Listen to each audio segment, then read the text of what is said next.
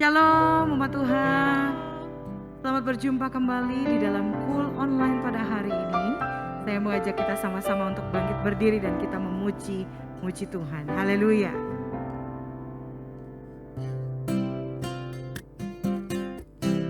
Ketika Tuhan hadir, maka berkat-Nya mengalir atas setiap kita. Kasih setianya dicurahkan, sukacitanya dilimpah-limpahkan. Amin.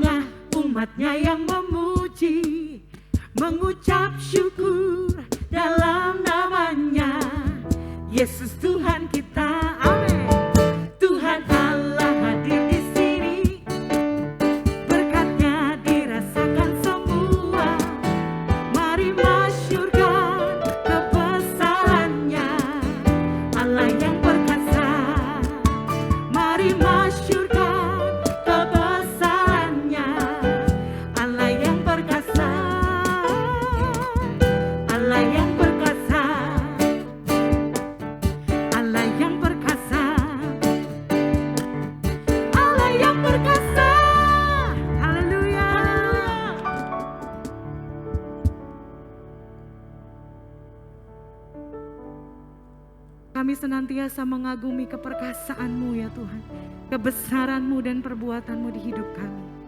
Sungguh Engkau mempesona kami dengan segala anugerah dan kebaikan-Mu. Kasih-Mu ya Tuhan, kasih-Mu itu senantiasa melingkupi kami. Kami nyatakan kasih kami kepadamu ya Tuhan. Engkau segala-galanya dalam hidup kami. Engkau hadir di tengah Cool pada hari ini ya Tuhan. Engkau memberkati setiap kami. Engkau membawa kami dekat dengan Engkau ya Tuhan.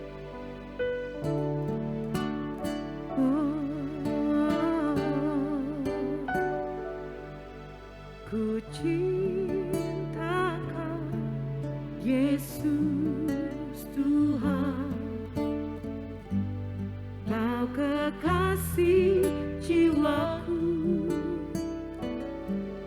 Ku perlukan Yesus Tuhan, Kaulah nafas hidupku.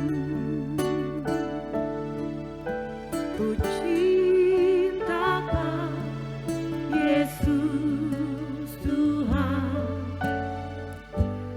Kau kekasih jiwa.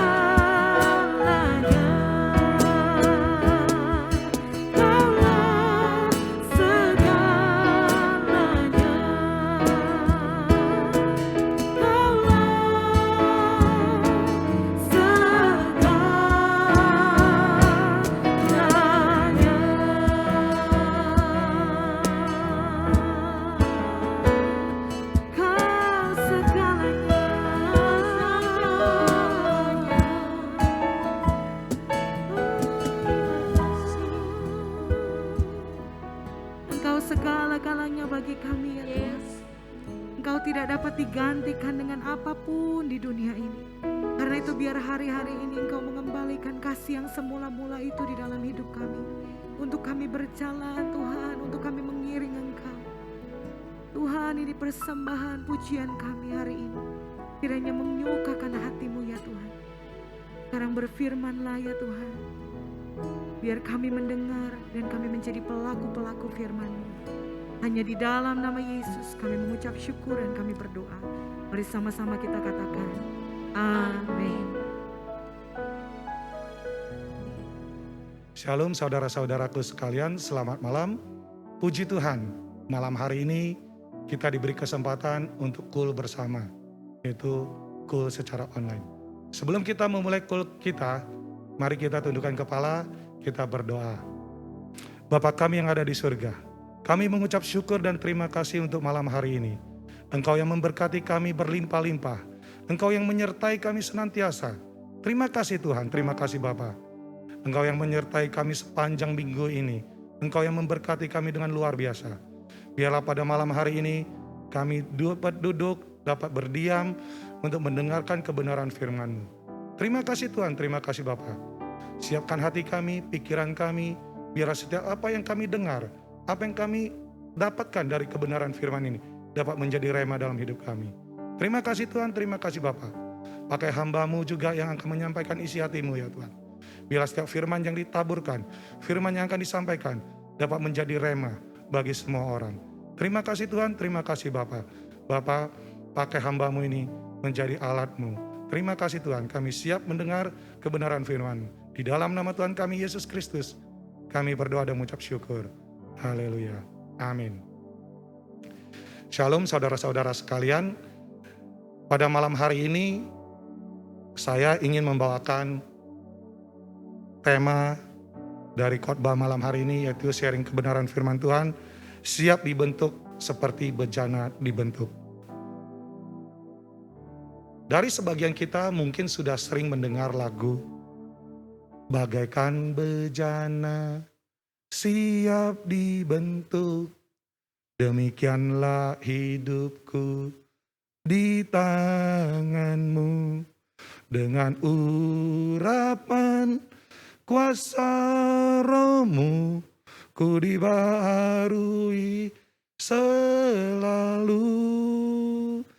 Jadikan ku alat dalam rumah-Mu, inilah hidupku di tangan-Mu, bentuklah turut kehendak-Mu, pakailah sesuai rencana-Mu. Ini adalah kutipan dari bagaikan bejana yang siap dibentuk. Begitu juga dalam kehidupan kita sehari-hari. Apalagi pada masa-masa COVID ini. Tuhan rindu, terutama Tuhan Yesus kita sendiri, rindu kita dibentuk seperti bejana yang siap dibentuk, yaitu yang lemah lembut. Di dalam Yeremia 18 ayat 1-6,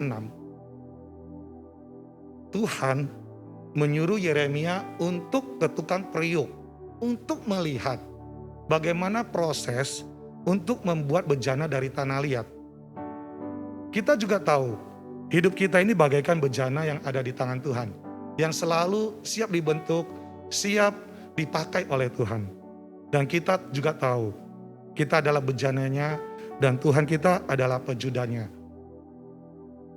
Dan pada malam hari ini, kita akan mendiskusikan atau sharing kebenaran firman Tuhan. Untuk menjadi bejana yang indah, ada beberapa proses yang harus dilalui. Sebelum kita melihat prosesnya, ada satu pertanyaan. Kalau seandainya kita mau jadi bejana seperti apakah kita ini? Bejana yang rapuh, yang gampang pecah, atau bejana yang bagus, indah, yang selalu dapat dilihat orang, dikagumi orang. Untuk menjadi bejana yang indah, kita perlu proses. Prosesnya seperti apa? Ada 5 tahap proses yang harus kita ketahui. Pertama, memisahkan kotoran atau sampah. Tanah liat biasanya kalau diambil pertama kali itu sangat kotor. Banyak sampah di dalamnya. Seperti apa? Pasir, seperti batu kerikil, dan mungkin ada benda-benda lain yang ada di dalam tanah liat itu. Itulah yang harus dibersihkan. Begitu juga dengan kehidupan kita. Tuhan juga mau kita dibersihkan. Dengan bagaimana? Seperti kita tahu, kita itu ada kepahitan, ada dendam, ada apa. Tuhan pengen bersihkan. Seperti yang ada tertulis di Amsal 28 ayat 14.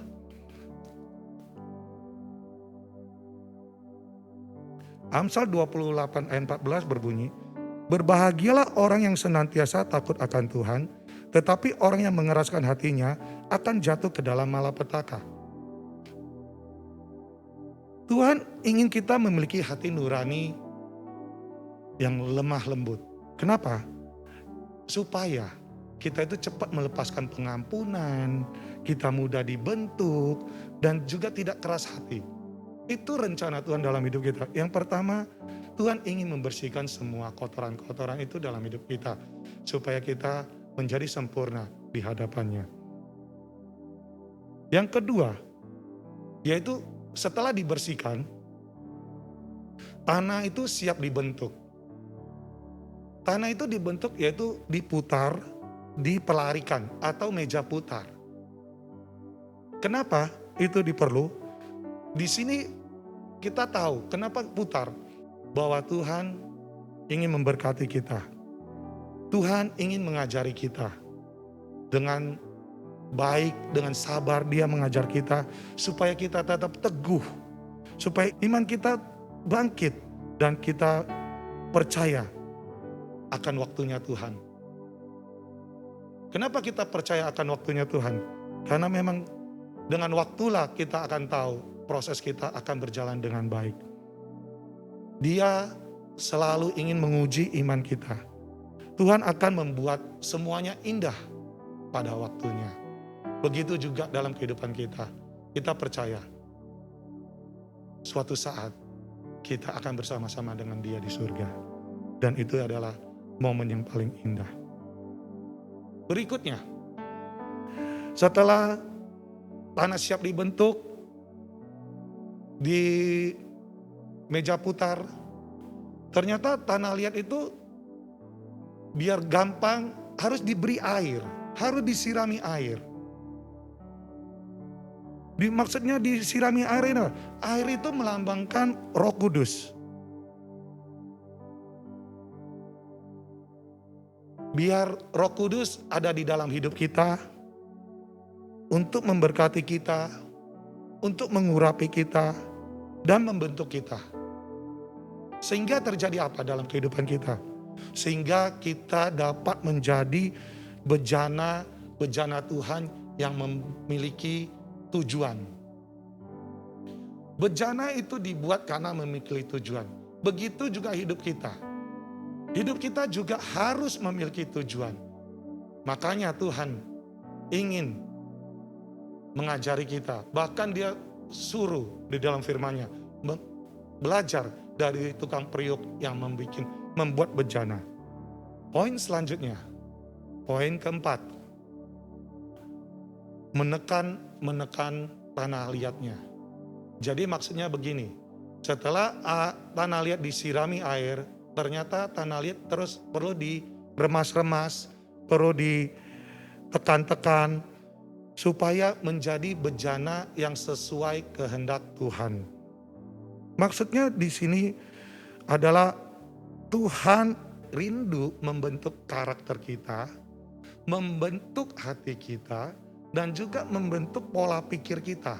Biar semua dari hati kita, karakter kita, maupun pola pikir kita itu seperti dia. Itu poin keempat. Kenapa ditekan-tekan? Kenapa diremas-remas tanah liat itu? Seperti itu. Supaya kita bisa selalu bersekutu bersama dengan Tuhan.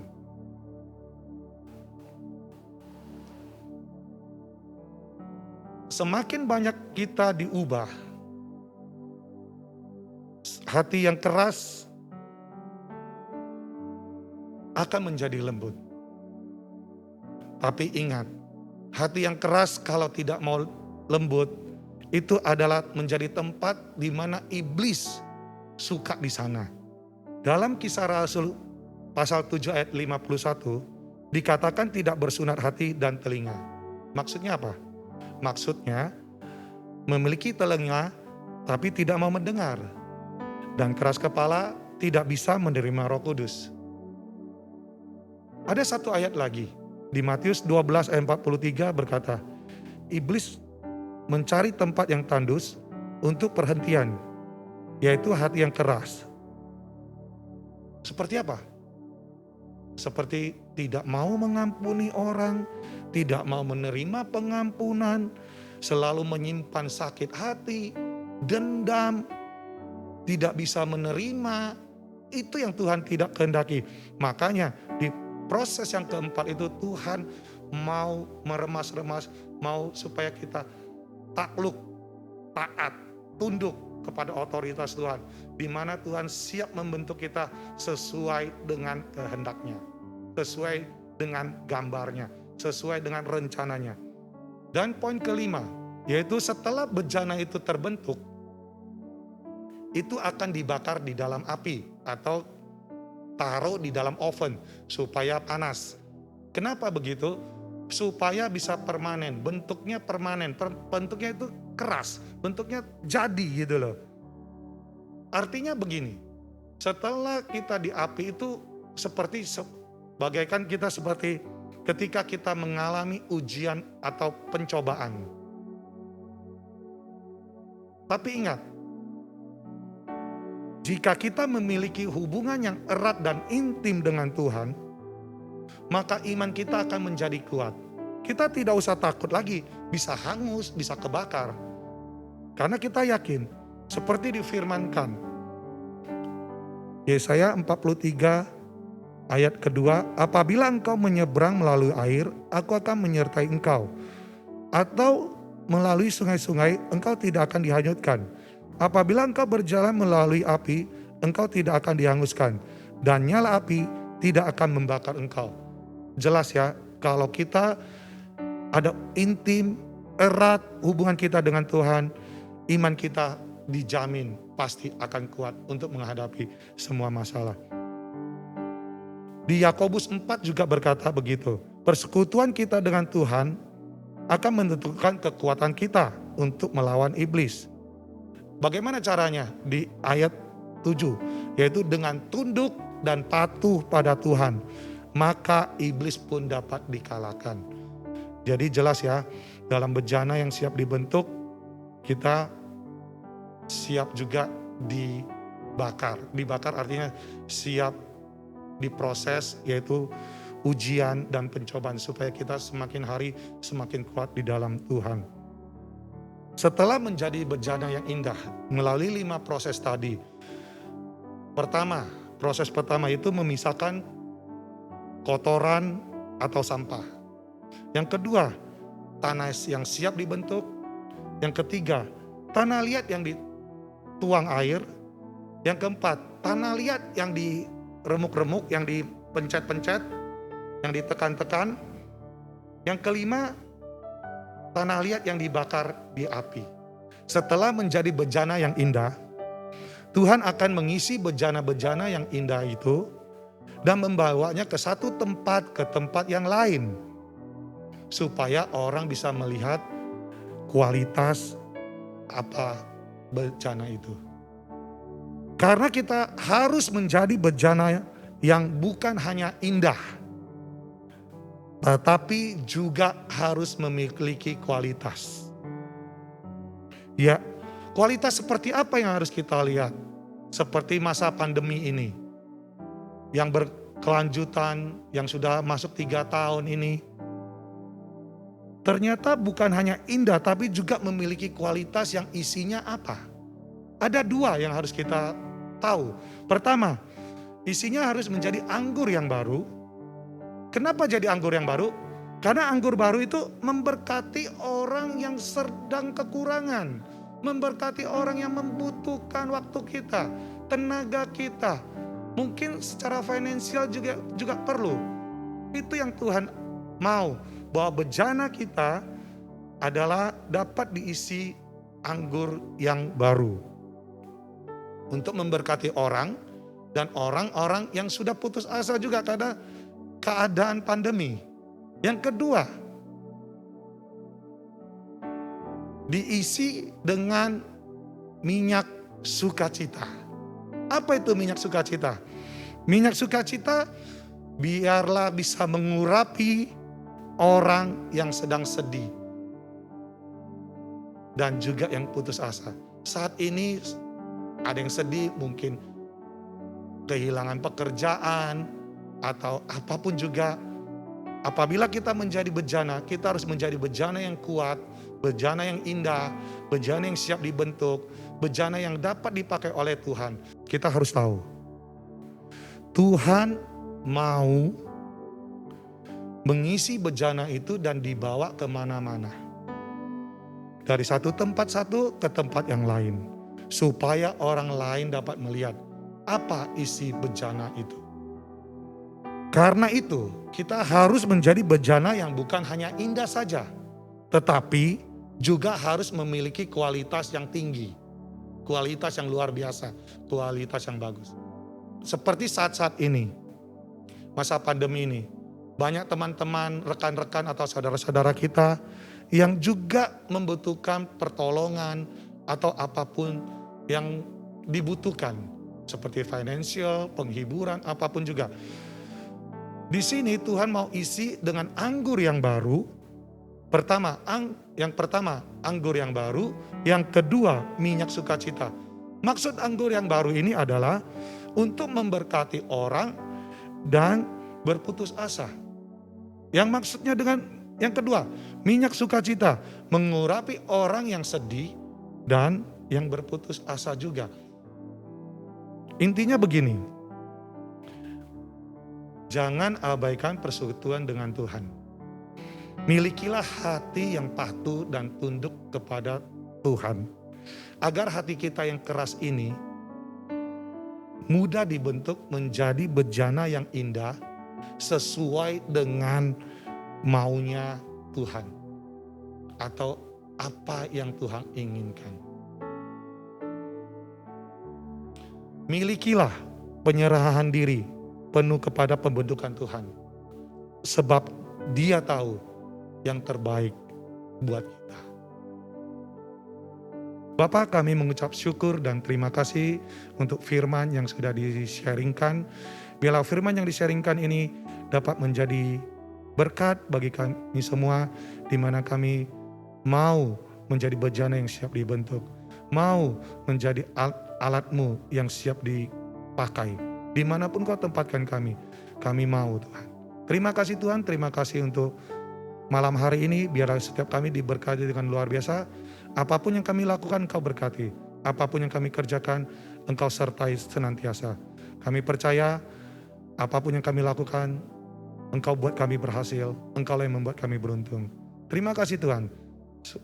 Terima kasih Tuhan. Di dalam nama Tuhan kami Yesus Kristus kami berdoa dan mengucap syukur. Haleluya. Amin. Sekarang tiba waktunya untuk memberikan persembahan. Persembahan dapat dilakukan dengan 3 cara. 1, Bapak atau Ibu dapat mentransfer persembahan ke rekening yang sudah tertera di layar Bapak atau Ibu. Kedua, Bapak atau Ibu dapat men-scan QR code yang tertera di layar Bapak, Ibu, Saudara. 3, Bapak Ibu dapat memasukkan persembahan Bapak Ibu Saudara ke dalam amplop dan saat lewat gereja GBI Malayati dapat memasukkan persembahan ke tempat yang sudah disediakan. Tuhan Yesus memberkati. Tuhan, terima kasih Tuhan untuk malam hari ini kami ucap syukur dan terima kasih. Kami sudah mengakhiri ibadah kul kami pada malam hari ini. Kami mengucap syukur karena kami telah menerima berkat yang berkelimpahan. Kami telah menerima firman Tuhan yang luar biasa. Biarlah dapat menjadi rema dalam hidup kami. Kami menjadi anak-anak-Mu yang luar biasa. Kami dapat menjadi anak-anak-Mu yang dapat Engkau pakai dengan heran dan ajaib. Terima kasih Tuhan. Biarlah malam hari ini kami diberkati, kami berjalan bersama dengan Engkau saja. Terima kasih Tuhan, terima kasih Bapa. Hanya di dalam nama Tuhan kami Yesus Kristus, kami berdoa dan mengucap syukur. Haleluya. Amin. Mari kita siapkan hati kita untuk menerima berkat. Terimalah berkat yang berkelimpahan dari Allah Bapa kita di surga. Cinta kasih-Nya yang luar biasa dari Tuhan kita Yesus Kristus. Dan persekutuan yang manis dari Allah Roh Kudus. Mulai malam hari ini dan sampai selama-lamanya. Di dalam nama Tuhan kami Yesus Kristus, kami berdoa. Amin.